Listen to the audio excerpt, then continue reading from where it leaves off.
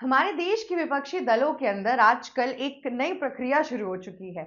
जी हाँ, हमारे ऑपोजिशन का जो इंक्लाइनेशन है वो एंटी गवर्नमेंट से ज़्यादा कभी-कभार मुझे एंटी इंडियन एजेंडा पे लगने लगा है।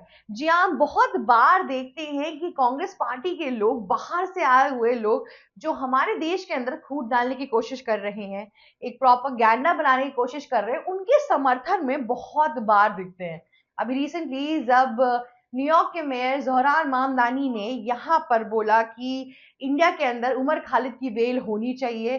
उमर खालिद की कोई गलती नहीं, उन्होंने लेटर लिखा, सहानुभूति दिखाई, उसमें कोई दिक्कत नहीं थी। पर यही ज़ोहरान मामदानी वो इंसान है जिन्होंने maximum of the time India में इस्लामोफोबिया जैसा वर्ड लाने की कोशिश की, इस्लामोफोबिया की जो टेंशन है, जो प्रॉब्लम्स है, उसको क्रिएट करने की कोशिश की। और हमेशा ही कांग्रेस के अलग अलग लीडर्स ने, राहुल गांधी, प्रियंका गांधी और छोटे बड़े जितने भी लीडर्स हैं, उन सब लोगों ने ज़ोहरान मामदानी का समर्थन दिखाया है।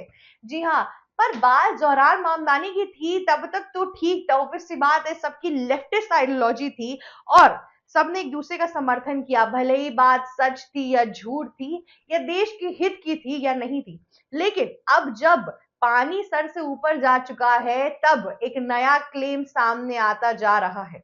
हमें पता है कि डोनाल्ड ट्रंप, जो कि यूएस के प्रेसिडेंट है, उनकी मैक्सिमम ऑफ द टाइम ये बीमारी है या ये प्रॉब्लम है, उनको कुछ अजीब सा इंडिया से मिचमिची से हो जाती है। जैसे इंडिया एक लेवल ऑफ पावर पे पहुंचता है, हमेशा उनका ऐसा हो जाता है कि इंडिया को हम कैसे नीचे गिराए, इंडिया पे कैसे हम गवर्न करने की कोशिश करें, कैसे कब्जा करने की कोशिश करें। क्योंकि डोनाल्ड ट्रंप सोचते हैं कि जैसे लैटिन अमेरिका जैसी कंट्रीज, जो वेनेजुला हो गया और भी पाकिस्तान हो गया, इन सब कंट्रीज पे जैसे उनका दबदबा है, जैसे कैप्चर करते जा रहे हैं, उसी तरीके से वो इंडिया को भी कर लेंगे। पर इंडिया उनके मुंह पे खड़े होके बोलता है कि तुम्हारा कोई भी, ये जितनी भी टैक्टिक्स हैं ये नहीं चलेंगी। क्योंकि जब उन्होंने 50% टैरिफ लगाया तब भी इंडिया नहीं झुका।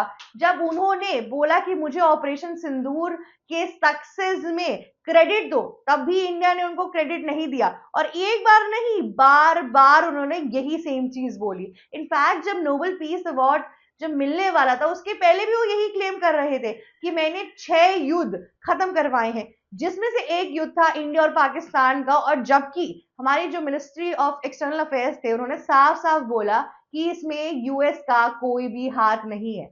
जब उनका जब वो मुंह बटाने के भी लायक नहीं बचे, तब उन्होंने एक नया क्लेम लाने की कोशिश की। जी हाँ, यूएस प्रेसिडेंट डोनाल्ड ट्रंप ने अभी रिसेंटली अपनी प्रेस ब्रीफिंग में एक नया स्टेटमेंट दिया, जहां पे उन्होंने ये साफ साफ बोला कि जो भी क्या कहते हैं, वेनेजुला के साथ फाइट हुई है, उस वजह से हमने उनकी जितनी भी ऑयल रिफाइनरी है उसको कैप्चर कर लिया है। अब क्योंकि हमारे पास भी क्रूड ऑयल का अच्छा खासा अमाउंट आ चुका है, तो हम ये कोशिश करेंगे कि इंडिया रशिया से ऑयल ना खरीद के वेनेजुला से खरीदे। और इनफैक्ट उन्होंने कोशिश भी नहीं, उन्होंने क्लेम किया है कि अब इंडिया रशिया के साथ ऑयल नहीं खरीदेगा और जबकि वेनेजुला से खरीदेगा। साफ साफ झूठा वादा किया है, या फिर साफ साफ झूठा क्लेम किया है डोनाल्ड ट्रंप ने। लेकिन इसको भी प्रोत्साहन देने वाले कोई और कंट्री के लोग नहीं है, या इस बात को आग लगाने वाले और कोई कंट्री के लोग नहीं है, हमारे इंडिया के ही हैं। जी हाँ, कांग्रेस पार्टी ने अपनी जो नेशनल सोशल मीडिया अकाउंट है उनका, एक्स पर, वहां पर उन्होंने बोला है कि देखिए डोनाल्ड ट्रंप यहाँ पे किस तरीके से इंडिया की फॉरेन पॉलिसी डिक्टेट कर रहे हैं, किस तरीके से यूएस इंडिया को कब्जा करने की कोशिश कर रहा है, किस तरीके से हमारे लॉन्ग स्टैंडिंग पार्टनर्स रशिया जो थे उसको हटाकर अब यूएस की बात मानकर इंडिया वेनेजुला से ऑयल खरीदेगा और रशिया को एकाएक बाहर फेंकेगा, जैसे दूध में से मक्खी को फेंकते हैं। जी हाँ, ये सारे जो इस टाइम पे सवाल है, ये कांग्रेस वालों ने अपने आप से सामने लाके खड़ा कर दिया, क्लेम्स लाके खड़ा कर दिए, जबकि इस पूरे के पूरे मैटर की कहीं से भी पुष्टिकरण नहीं हुआ है। मैं आपको बता दूं, पिछले साल ही इंडिया और रशिया के जो ट्रेड थे वो कितने ऊपर पहुंच गए थे। हमारा जो ऑयल फ्यूचर था वो ऑलमोस्ट $6 बिलियन के आसपास पहुंच चुका था, हमारा ट्रेड इतना ऊपर पहुंच गया।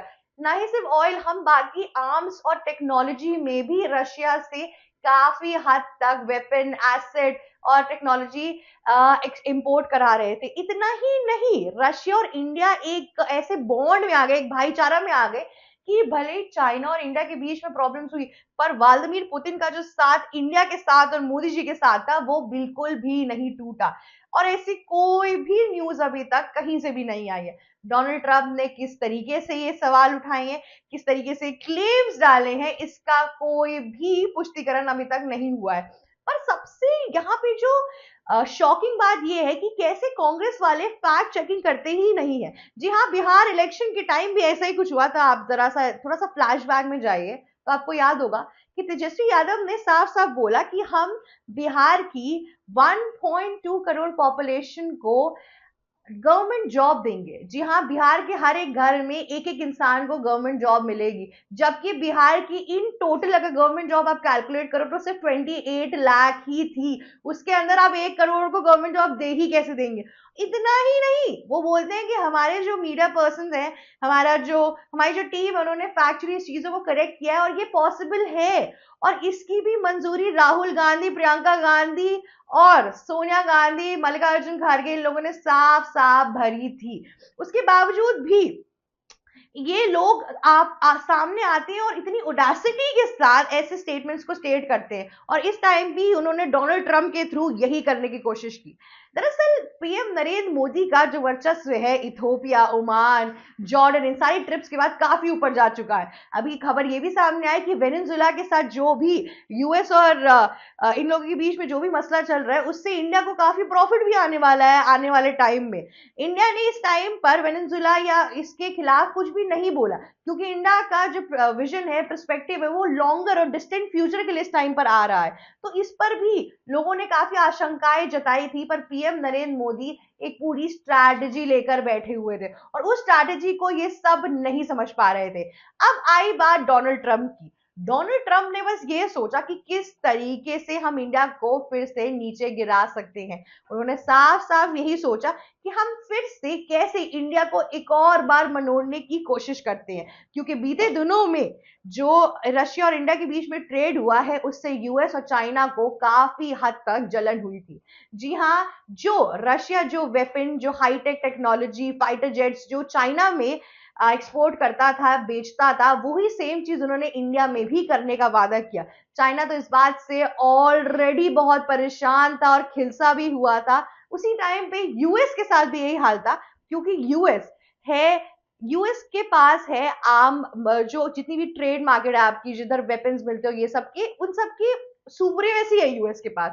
अब क्योंकि लोग रशिया के पास इसलिए जाने लगे क्योंकि वहां पे चीप मिलने लगा, सैंक्शंस इश्यूज नहीं थे, ये वो इश्यूज नहीं थे, और साथ ही साथ इंडिया और रशिया अपने करेंसी में डील कर सकते थे। तो ये सारी वजहों से इंडिया रशिया के पास जाने लगा। लेकिन रशिया से पहले इंडिया यूएस के पास से ही ट्रेड और ये आर्म्स और इन सब की सप्लाई कराता था। और यूएस को ये लग गया कि अच्छा, अब इंडिया अगर रशिया के पास चला जाएगा तो इंडिया को आपको एक चीज समझनी पड़ेगी, इंडिया इस पूरे विश्व का सेकेंड मोस्ट पॉपुलस कंट्री है। यहाँ पे बहुत बड़ा मार्केट है। लोग इंडिया को इतने बड़ा टारगेट क्यों करते हैं? जापान हो गया, कोरिया हो गया, चाइना हो गया, चाइना का इतना बड़ा मार्केट इंडिया के अंदर क्यों है?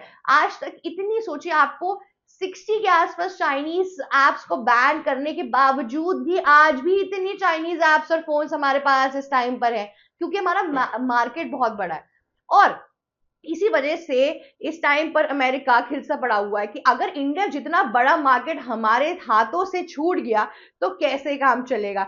इसीलिए वो टाइम एंड अगेन आके इंडिया पे अलग अलग तरीकों की चीजें इंपोज करता रहता है। अभी भी 50% टैरिफ की जो बात चल रही थी, उसमें अभी तक नेगोशिएशंस की और बातें आगे होनी है।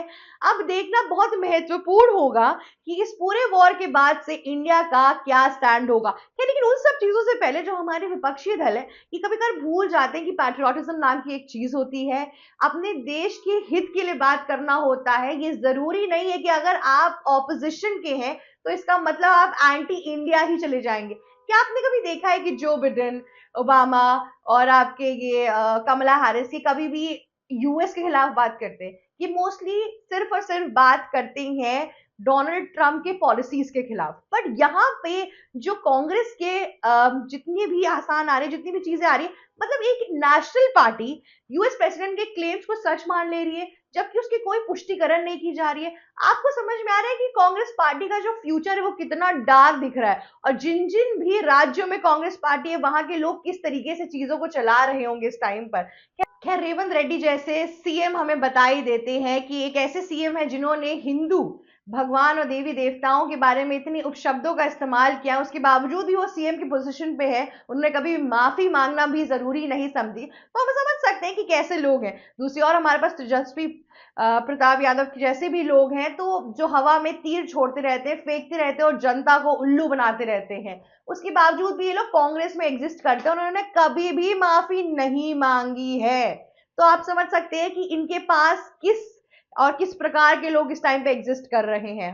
आज के लिए बस इतना ही, और ऐसी किसी भी गुमराह भरी खबरों के अंदर आप ना फंसे, इसलिए एबीसी हिंदी आपके समक्ष आता है अपनी नई नई रिपोर्टिंग के साथ। अगर आपको ये वीडियो अच्छी लगी तो प्लीज लाइक, शेयर, सब्सक्राइब और कमेंट करना मत भूलिएगा। जाते जाते बेल आइकन हिट करना तो बिल्कुल मत भूलिएगा। हमारे चैनल को रिविजिट करिए ताकि आप देश दुनिया भर की सारी खबरों का पता लगा सके। Thank you so much for watching us. ABC Hindi news, आज ही जुड़िए हर खबर के साथ।